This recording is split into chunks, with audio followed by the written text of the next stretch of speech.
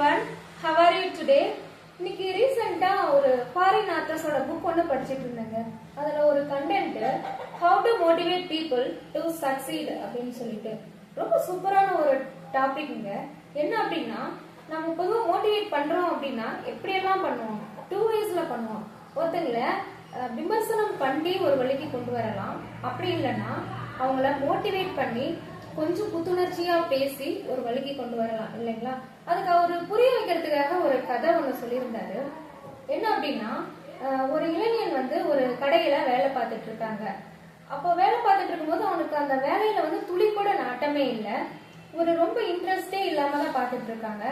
அந்த கடினமான வேலைய ஒரு சில நாள் அவனால செய்யவே முடியல, தற்கொலை பண்ணிக்கலாம் அப்படின்ற ஒரு நிலைமைக்கு வந்துட்டான்.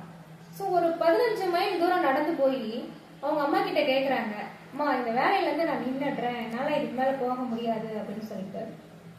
அவங்க அம்மா அதுக்கு அக்செப்ட் பண்ணிக்கல. ஆல்ரைட் அப்படின்னு சொல்லிட்டு அந்த வேலையை இன்னும் ஒரு 2 இயர்ஸ் கண்டினியூ பண்றாங்க.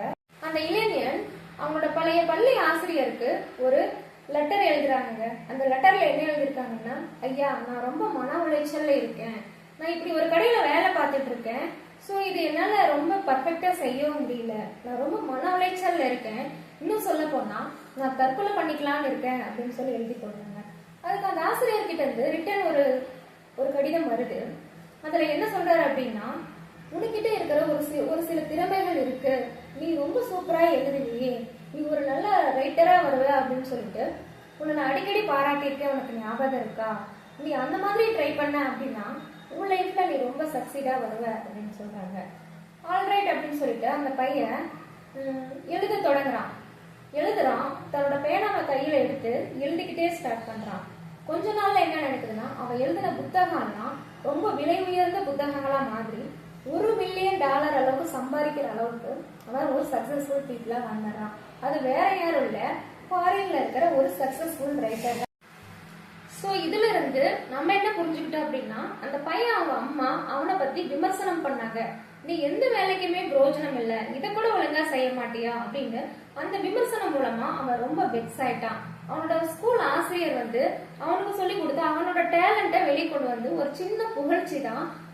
சாரே சொல்லிட்டாங்க நம்மகிட்ட இவ்வளவு டேலண்ட் இருக்கா அப்படின்ற ஒரு சின்ன அந்த புகழ்ச்சியான விஷயம் தான் அவனை இந்த அளவுக்கு ஒரு சக்சஸ்ஃபுல் ரைட்டரா கொண்டு வந்திருக்கு இல்லைங்களா? கனி இருக்க காய்க்கவன் தற்று, நம்ம தமிழ்ல திருக்குறள்ல சொல்லியிருக்கிற மாதிரி நல்ல சொற்கள் நிறைய நிறைய நம்ம கிட்ட இருக்கும் பொழுது நம்ம ஏன் நெகட்டிவா ஒரு விஷயத்த சொல்லி அவங்களை டிமோட்டிவேட் பண்றதை விட நல்ல விஷயங்களை சொல்லி அவங்கள இன்னும் நல்லா மோட்டிவேட் பண்ணலாம் அப்படின்ற ஒரு சின்ன விஷயம் தான். தேங்க்யூ.